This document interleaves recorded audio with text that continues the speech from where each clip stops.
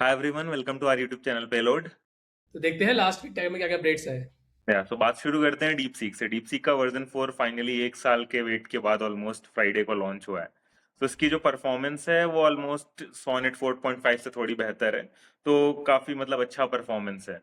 लेकिन इसमें सबसे जो बड़ी चीज है वो ये है कि इन्होंने जो अपना इन्फ्रेंसिंग है, जो टोकन जनरेट करते हैं, वो एनवीडिया की जगह हुआवे की चिप, जो हुआवे का अभी एसेंड 950 चिप आने वाला है या फिर पुरानी चिप्स हैं, उसके लिए किया है। और ये लोग बोल रहे हैं कि अभी ऑलरेडी इनका जो प्राइस है इनके एपीआई का, वो ऑलमोस्ट क्लाउड या जेमिनाई से 5 से 10 गुना सस्ता है। वो बोल रहे हैं कि जैसे आपका हुआवे का चिप आएगा, ये लोग उसको यूज करेंगे, उस पे रन करेंगे और प्राइस और सस्ते आएंगे। तो हो सकता है 20-25 गुना सस्ता चला जाए। ठीक है। तो इतना सस्ता कैसे है? ठीक है, तो इनका इन्होंने क्या करा, ये लोग हेज फंड की कंपनी है, डीपसीक एआई की कंपनी नहीं है। इसमें बहुत सारे मैथ्स के लोग हैं जो स्टॉक मार्केट वगैरह की ट्रेडिंग वगैरह करते हैं, तो इन लोग को आइडिया होता है मैथ्स का। तो इन्होंने क्या करा है, मैथमेटिकल ऑप्टिमाइजेशन बहुत सारे करे हैं। तो इन्होंने अराउंड 58 पेज की रिपोर्ट पब्लिश की है। उसमें जितने इन्होंने मैथमेटिकल ऑप्टिमाइजेशन किए हैं, जैसे एक ऑप्टिमाइजेशन किया कि एक जो अटेंशन मैकेनिज्म है जो ओ एन स्क्वायर टाइम लेता है, उसको O n square by 128 time कर तो दिया है, यानी 128 टाइम्स कम कर दिया है। इसी तरह एक कई कई जगह कैलकुलेशंस जो 8 बिट में होती थी उसको 4 बिट में कर दिया है। कई जगह स्टोरेज जो 16 बिट लगता था वहां पे 8 बिट कर दिया, without any loss of accuracy. ठीक है, तो ये सब इन्होंने सेलेक्टिव कई जगह मैथमेटिकल ऑप्टिमाइजेशन किए हैं। इस वजह से इनका मॉडल काफी सस्ता पड़ रहा है और इनको ऑन इसकी चिप, एनवीडिया की चिप की भी जरूरत नहीं पड़ रही है। तो एनवीडिया के जो सीईओ है जेंसन, उन्होंने बोला कि डीप सीक की वजह से यूएस की टेक्नोलॉजी को बहुत नुकसान हो सकता है। थोड़ा सा पैनिक का माहौल तो है, क्योंकि अगर धीरे धीरे सारी कंपनियां अपना जीपीयू और चाइनीज कंपनी से, तो धीरे धीरे जैसे चाइनीज कंपनी अपना हुआवे या फिर ये सब और मेटा एक्स जैसी कंपनियों पे अगर चलाने लग गई तो बहुत दिक्कत हो।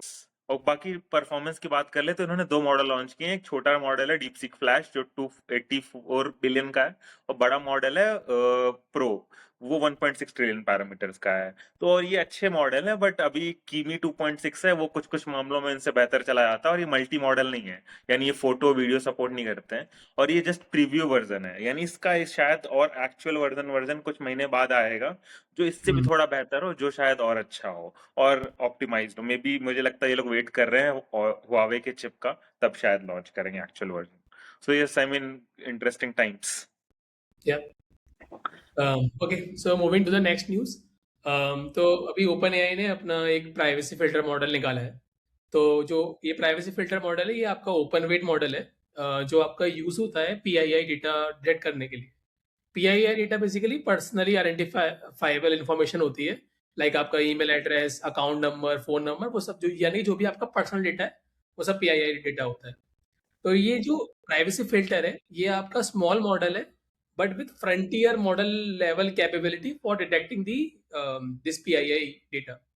तो अभी जो आपके मॉडर्न एआई सिस्टम्स हैं, वो आपके कैसे काम करते हैं अभी के आज के डेट में? तो बेसिकली वो काम करते हैं आपके पैटर्न मैचिंग पे, या फिर किसी डिटरमिनिस्टिक रूल कि बेसिकली ये ईमेल एड्रेस का फॉर्मेट ये होगा, फोन नंबर का फॉर्मेट ये होगा। बट वो लोग वाले जो आज के भी मॉडल्स हैं, वो कॉन्टेक्स्ट नहीं समझते हैं, क्योंकि वो सब रूल्स हैं, राइट? तो अब जैसे कि मानो कि एक वर्ड है रोज। नाउ अब रोज एक नेम भी हो सकता है, और एक नॉर्मल रोज एक लाइक एक फ्लावर भी हो सकता है, राइट? तो अगर रोज नेम हुआ तो that means it's a PII data. तो नाउ वो कॉन्टेक्स्ट अवेयरनेस अभी आज प्रेजेंट नहीं है, लाइक अगर आप नॉर्मल सिस्टम से यूज करोगे, but with this model you can predict कि ये आपका बेसिकली पीआई डेटा है कि नहीं है। और एक इसमें चीज ये है कि ये लोकली रन कर सकते हो, लाइक काफी स्मॉल मॉडल है with yes. 1.5 billion total parameters है, इसमें आई थिंक 50 मिलियन आपके एक्टिव पैरामीटर्स होते हैं at any point of time. तो यानी कि आप लोकली रन कर सकते हो, यानी कि आपका जो पीआईआई डेटा है, वो किसी क्लाउड में जाने की जरूरत नहीं है। आप लोकली फाइंड आउट कर लोगे, ओके ये मेरा पीआईआई डेटा है, उसको मास्क कर सकते हो, यस। और आपके हिसाब से आप फाइंड कर सकते हो अपने यूज केस के हिसाब से। तो ये एक चीज है। नाउ ये ओपन एआई ने इसको ट्रेन कैसे किया है, इसके बारे में थोड़ी बात कर लेते हैं। तो पहले लाइक ओपन एआई ने क्या किया कि पहले तो टेक्सोनॉमी बनाई कि भाई किस तरह के क्लासिफिकेशंस करने हैं। लेट से नेम करना है, ईमेल एड्रेस करना है, या अकाउंट नंबर करना है, ताकि मॉडल उसको क्लासीफाई कर पाए उन सारी कैटेगरीज में। तो basically it's a category of data. Now फिर क्या किया, फिर उन्होंने एक प्री ट्रेन्ड लैंग्वेज मॉडल को उठाया, जो बेसिकली आपका एलएलएम है, और उसको बाई डायरेक्शनल टोकन क्लासिफायर बनाया। और वो कैसे बनाया?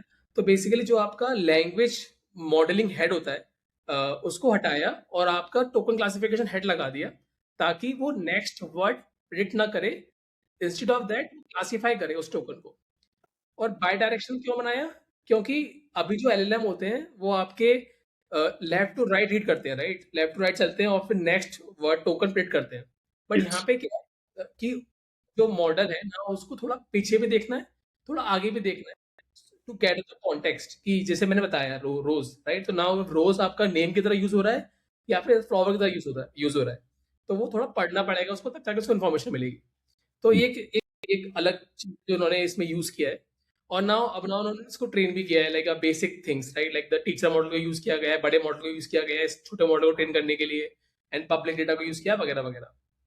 हाँ। ये चीज और भी है कि अगर कभी आपका जो मॉडल होता है वो कभी आधा डेटा को मास्क करता है, लेट्स से नाम है अनुराग कुशवाहा या अरुण सिंघल, तो ऐसा होता है कभी कभी अरुण को मार्क कर दिया, सिंगल को मार्क नहीं किया। तो इसको हटाने के लिए इन्होंने कंस्ट्रेंट डिकोडिंग का यूज किया है, जिसमें या तो वो अरुण सिंगल पूरे को मार्क करेगा या फिर अगर अरुण को मार्क कर रहा है तो सिंगल को अननोन नहीं बोलेगा, इट विल नॉट से क्लासिफाई एनीथिंग। तो बेसिकली कुछ टेक्निक का यूज किया गया है ताकि वो जो क्लासिफिकेशन है वो तुम्हारा कंसिस्टेंट हो पाए, ऐसा ना हो कि भी आधा आधा तुमने मास्क किया आधा मास्क नहीं किया। तो ये कुछ चीजें हैं जो अभी इस प्राइवेसी फिल्टर मॉडल में निकल के आ रही। सो काफी एलएलएम्स रिलीज हो रहे हैं, इनके बीच में उबंटू का भी नया long term support version 26.04 release हुआ है। तो ये हर 2 साल पे मॉडल उबंटू का वर्जन रिलीज होता है और ये 5 साल तक का सिक्योरिटी वगैरह का सपोर्ट रहता है। इस वर्जन का नाम है रेजोल्यूट रकून। सो इसमें जो सबसे मेजर चेंज है वो है कि उबंटू की जो सारी लाइब्रेरीज थी जो कोर यूटिल्स में थी, जैसे एलएस, कैट, ग्रेप, ये सब अभी तक से सी में लिखी हुई थी। तो सी में लिखने से नुकसान क्या होता था कि सी का मेमोरी वगैरह मैलॉक कैलॉक से एलोकेट होता है, तो उस वजह से काफी सारा बफर ओवरफ्लो और वल्नरेबिलिटी वगैरह रीड राइट के इश्यूज आते रहते थे।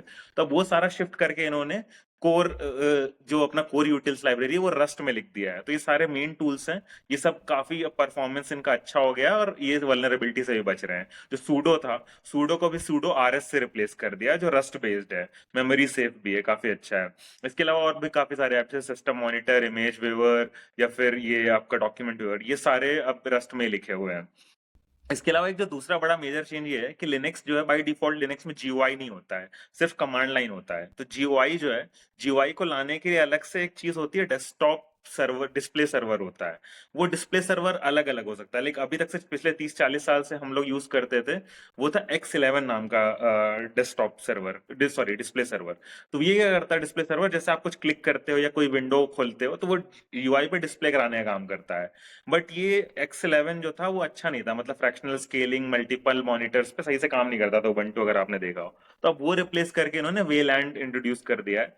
सो X11 हटा रखा है, तो अब ऐसा बोल रहे हैं कि फ्रैक्शनल स्केलिंग अच्छी हो गई है और मॉनिटर्स पे अच्छे से चलेगा, मल्टीपल मॉनिटर्स पे। इसके अलावा और भी छोटे छोटे कई सारे फीचर्स लाए हैं कि हिस्ट्री वगैरह आप अंडू कर सकते हो, रोल बैक कर सकते हो वर्जन वगैरह। तो ये सब कुछ कुछ चीजें और भी आई हैं, और एनवीडिया AMD के जीपीयूज अगर हैं तो और अच्छे से चलेगा आपका, डिफॉल्ट सपोर्ट हो गया, इधर सपोर्ट हो गया। तो यस, तो मुझे लगता है रस्ट की थोड़ी सी यूसेज बढ़ रहा है, राइट? आई थिंक हमने काफी वीडियो में कवर कर रखा है कि लोग रस्ट में मूव हो रहे हैं। एक आई थिंक फाइटर जेट वाला वीडियो हमने कवर किया था, राइट? यस उसमें बताया था यस, कि हाँ, रस्ट पे जा रहे हैं क्योंकि तुम्हारा टेम्परेचर के बेसिस पे लाइक कुछ तो हो रहा था, मेमोरी कुछ तो पंगा मच रहा था। Yes yes yes. तो एक्चुअली फन फैक्ट ये है कि पता है रस्ट किसने बनाया था? रस्ट मोजिला वालों ने बनाया था। तो मोजिला फायरफॉक्स जो ब्राउजर है, तो उनको कुछ मेमोरी यूजेस का कुछ था पंगा कि बहुत ज्यादा ले रहा था, फास्ट नहीं था, परफॉर्मेंस सही करनी थी। तो उन्होंने एक नया आई थिंक कोई तो मॉडल बनाया था, गेको की जगह कोई और इंजन बनाया था। और धीरे धीरे वो पूरी इंडस्ट्री वाइड अडॉप्ट हो गया है रस्ट उसी चक्कर में, धीरे धीरे, क्योंकि ओपन सोर्स कंपनी ने बनाया तो धीरे धीरे लोग इजिली अडॉप्ट कर ले रहे हैं। मे बी ओपन सोर्स होना उसका काफी बड़ा रोल प्ले कर रहा है इसमें। ठीक है। तो इसके अलावा हमारे पास कुछ और एआई न्यूज़ है क्या? अभी कुछ लॉन्च हुआ है या फिर कुछ एंथ्रोपिक, जैसे जैसे मैं देख रहा था अभी अभी एक पोस्ट आया है कि एंथ्रोपिक लाइक क्लाउड में now you can booking.com integrate हो गया। तो यानी कि आप पेमेंट वगैरह बुकिंग सब कुछ आप क्लाउड से ही कर पाओगे। तो हाँ, एक ये आई चीज़ आई थिंक है। क्लाउड में जोमेटो भी इंटीग्रेट कर ही दिया था इन्होंने। धीरे धीरे सारे ऐप्स धीरे धीरे क्लाउड में ही हो जाएंगे। तो आपके फोन में सिर्फ एक ही ऐप बचेगा जो कि बचेगा क्लाउड। ठीक है। उबर भी हाँ, आई थिंक इंटीग्रेट किया था लास्ट वीक किसी ने, वो कोई तो मैंने पोस्ट पढ़ा था उसके पीएम का कि उबर भी इंटीग्रेट हो गया है क्लाउड में। तो सारे ऐप्स होने वाले हैं। जैसे चाइना में था ना, अलीबाबा का एक ऐप है, आई थिंक सुना उसी था अंदर पेमेंट है, मिनी मिनी इंडिया ऐप्स हैं छोटे। इंडिया में सुपर का इतना अडॉप्शन आता नहीं है, तो पता नहीं क्लाउड से लोग कितना ही यूज करेंगे। हाँ, ये भी है कि कई सारी कंपनी से फोन पे ने ट्राई किया कि सारे एप्स अपने अंदर ऐप के अंदर ही डाले, बट वो फ्लॉप हो गया idea. So India doesn't like super apps, तो मे बी वही क्लाउड ना शायद चले ही ना, क्योंकि अभी तक से अडॉप्शन नहीं है इन सब चीजों का। जैसे जोमेटो या उबर ने किया, आई डोंट थिंक कोई यूज कर रहा है, मतलब ऐसा कुछ बहुत स्टार्ट्स। यस, ठीक है। That's all for this week and we will leave you with the meme of the week. Thank thank you. You.